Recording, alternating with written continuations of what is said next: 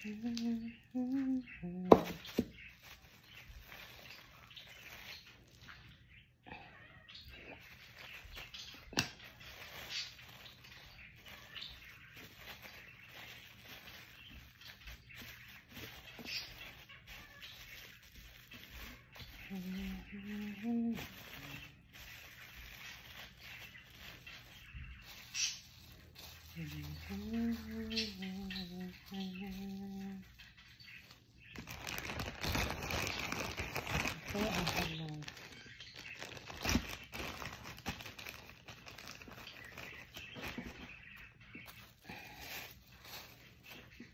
guys, mag-i-stock ako guys.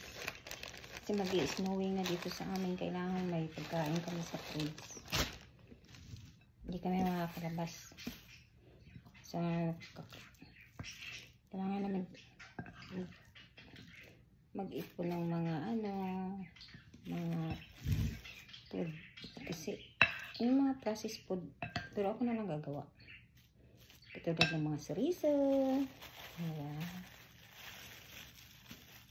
Madali lang kuhanin, madali lang kainin.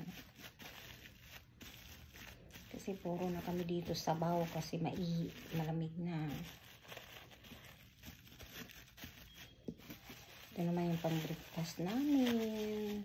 So, hindi na ako tatakbo ng tindahan kasi minsan nag-i-snow talaga. Diba?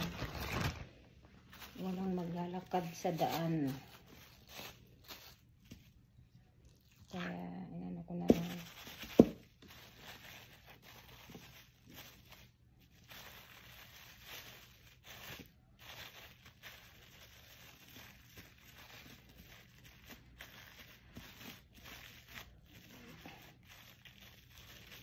Ano ba?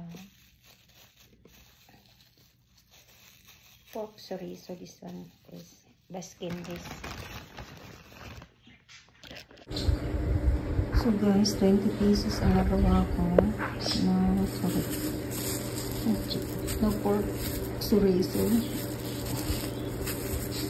I-stock ko na siya, dadagdagan ko ulit para marami, para good for 6 months. So ngayon guys, ilalagay ko na siya dito sa ziplock. Kasi kung mag-i-snowing dito, wala kaming food, bawal lumabas.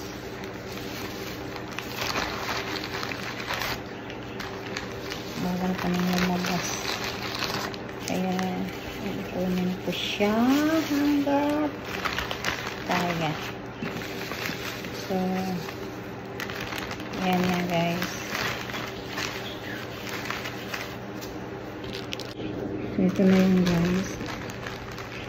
Lalagay ko na siya sa freezer. Kasi kung time to snowing, mayroon akong madudukot na pagkain. So, ito naman iti-taste ko. Lutuin ngayon para sa breakfast ko. Thank you for watching. Guys, niluto ko ng 4 na pirasa na sari.